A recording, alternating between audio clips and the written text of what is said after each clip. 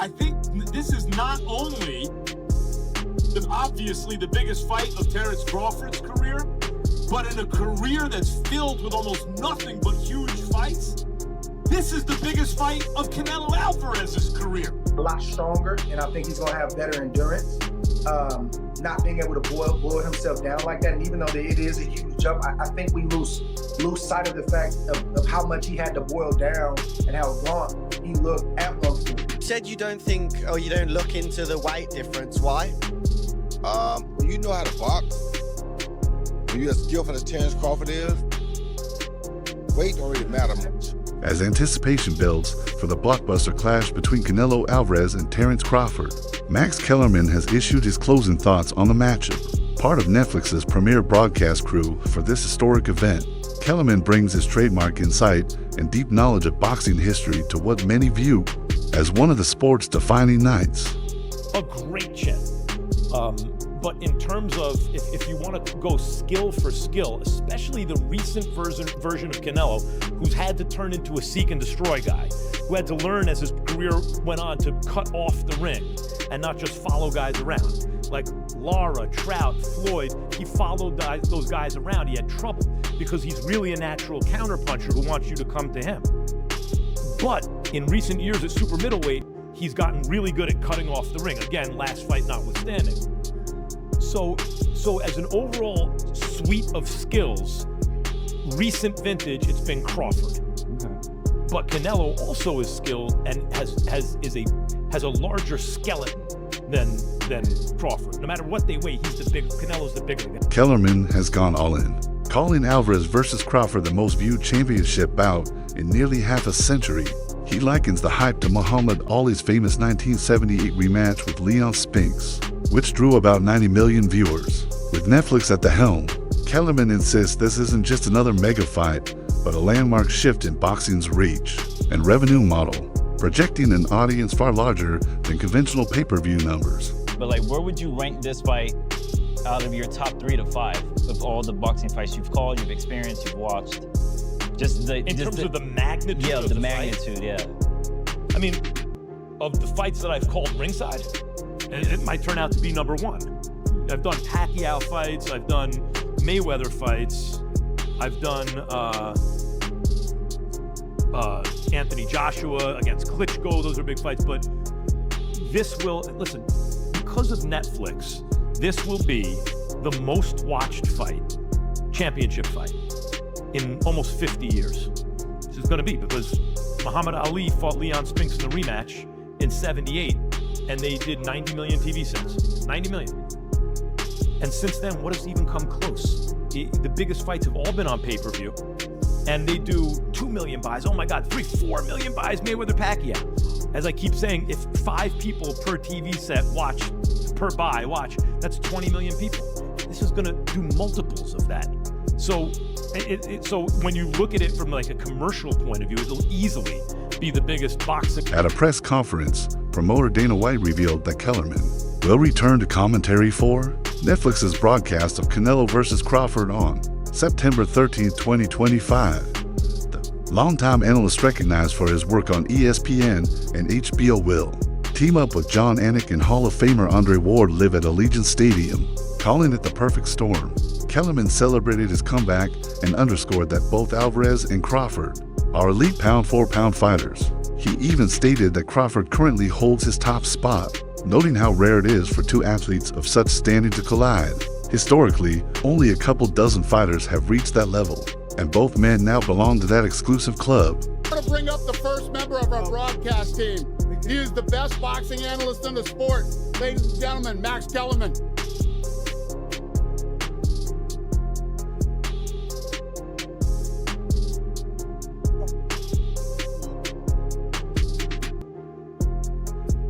All right, so I know you guys are excited about this fight, but I don't think you understand what a big deal it is. This is a perfect storm, First of all, Turki Al-Sheikh.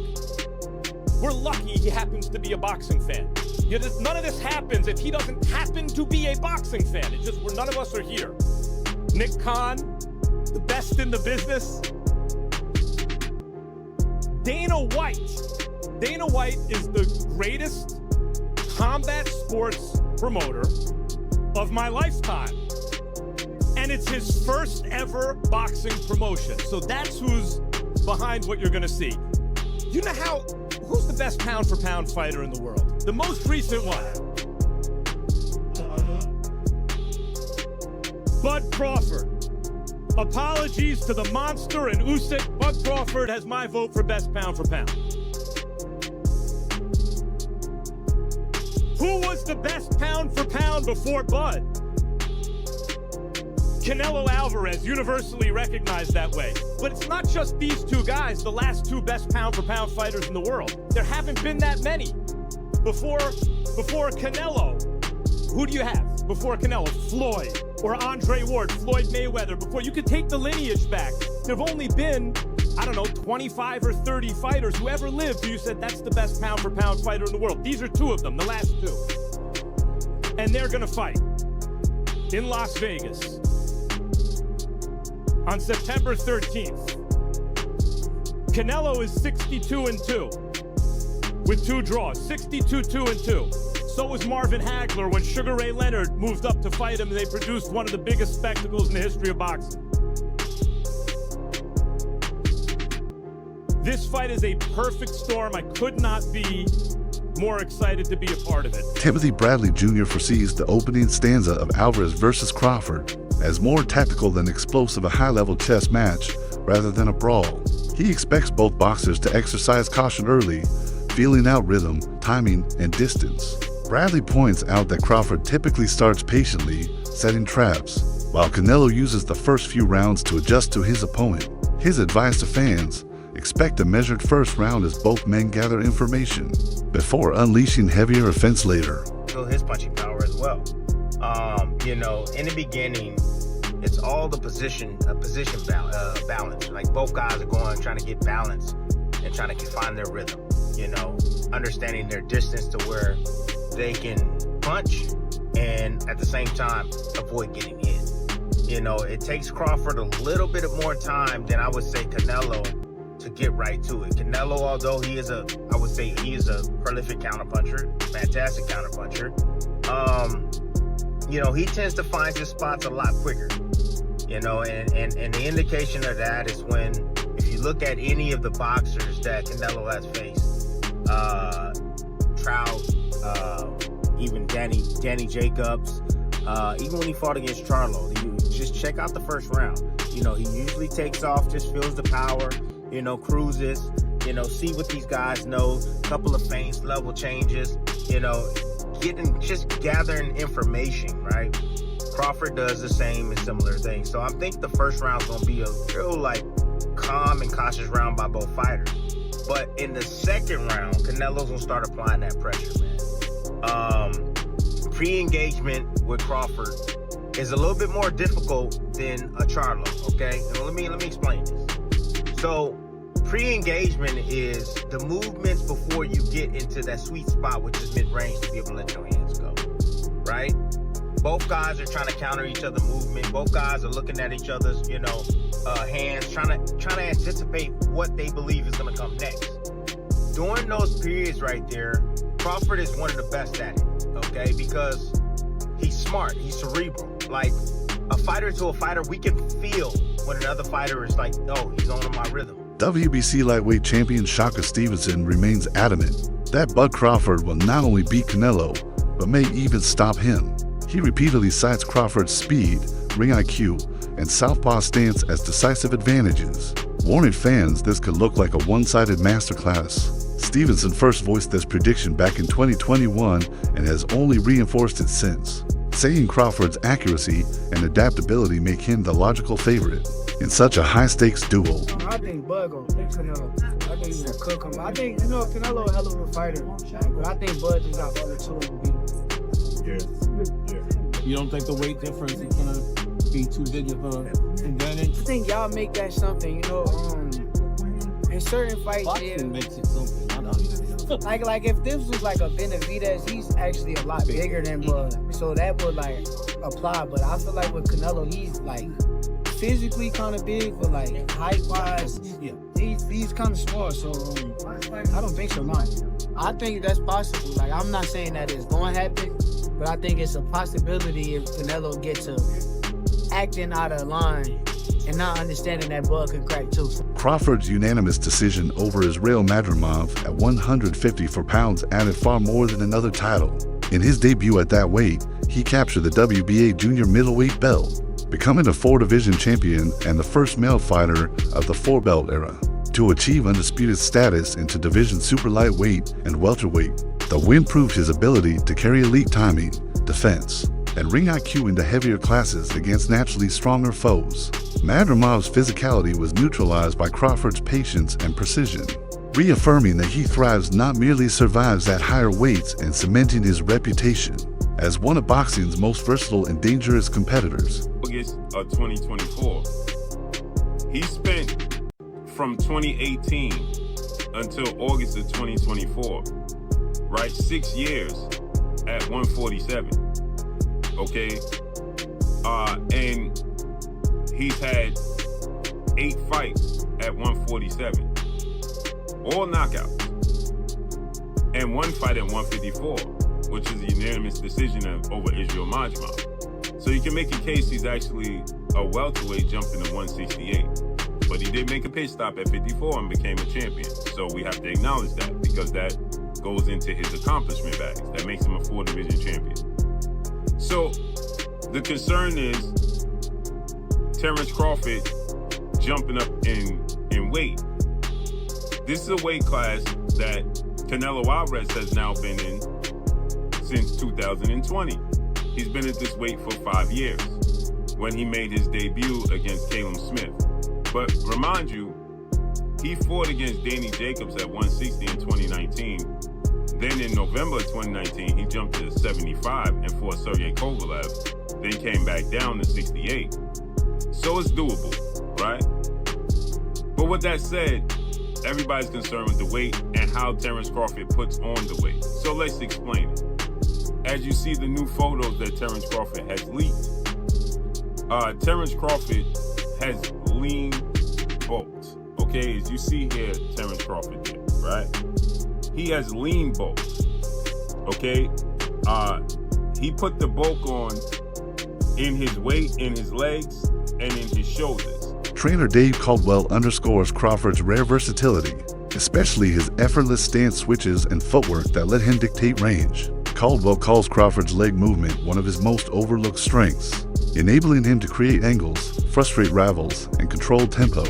Against a pressure fighter like Canelo, he believes constant mobility and avoiding the ropes could be the blueprint for victory. When the fight got made, I've always fancied Crawford. I just think it's different. I think there's something about him. I think if you add what Crawford's good at, his brain, he can switch, he's very good as a southpaw. His judgment of distance is fantastic, his punch picking is fantastic, he's got good legs. When you add what, and he can pop. I mean, listen, I'm not saying he's got the power to hurt Canelo, but he might have the power to surprise Canelo a little bit and just sting him and just. But when you look at what Crawford does well, and then I look at this version of Canelo, as Canelo's got on, his punch rate's gone down. His feet have never been the fastest, but he's always had good placement of feet. His feet aren't the fastest, and he loads up. And he don't really like boxing at a pace. So I kind of look at that and I think Crawford can manage his way through the fight to win it on points.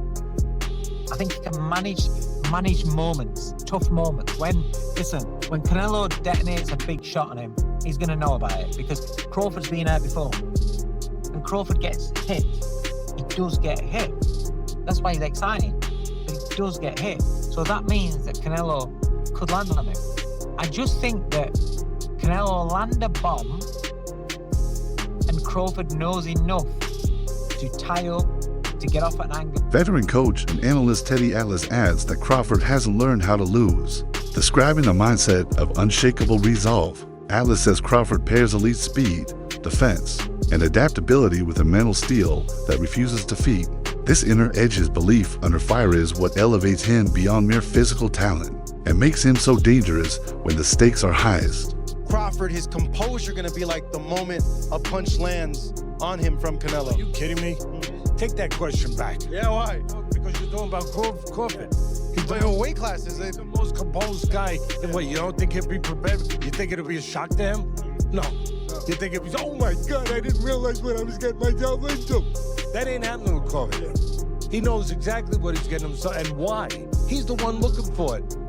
He don't have nobody with a gun behind him saying you gotta go do this. He's the one, and look, it's a tremendous challenge because Canelo's a tremendous fighter and bigger and strong, and he can obviously he can punch and he can time you and he can do all the things that have made him so special. There's no doubt about it. But we're forgetting about those things I just talked about with Crawford just because he's smaller. We're forgetting that. He'll come up with a game plan where he won't let the other guy use the side. Do you remember somebody named Manny Pacquiao when he was making his bones, the first time he hit the big stage? You got all these great fighters here. It was with a guy named Oscar De La Hoya, a hell of a fighter. And everyone said, oh, it'd be too small for him. And then I said, I gotta say, I got one right. I said, how about Manny's gonna be too fast for him? Oh, I'll tell you guys, how about he's gonna be too quick? How about he's gonna be like a couple of those mosquitoes and at a barbecue and disrupt the whole damn barbecue? How about that? Well, how about Crawford disrupts the whole damn barbecue?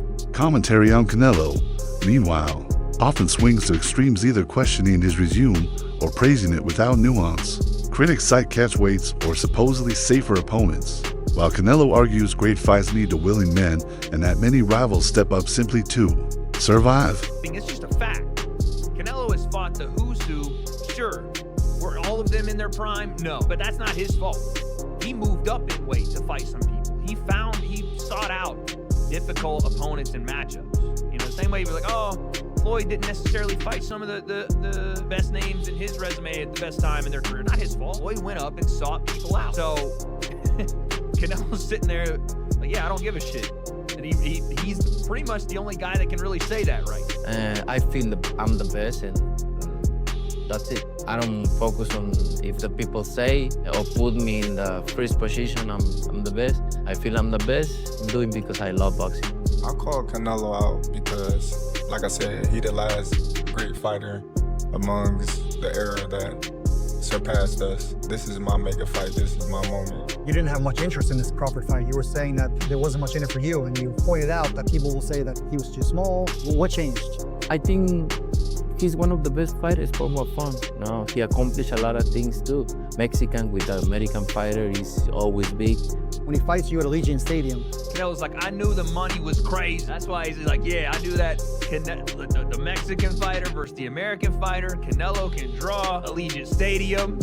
That's what it is. I mean, yes, there's the element of greatness involved as well. But Canelo knew he was getting a bag for this. Canelo knew that Terence had to do all the difficult stuff. Let's be honest about it. This is why I favor Canelo in the... To Max Kellerman, the upcoming bout with Crawford isn't just another marquee event. It's the defining moment of Canelo Alvarez's career. Though Canelo already boasts a Hall of Fame resume across multiple divisions, Kellerman contends none of his prior wins match the significance of facing an undefeated technician.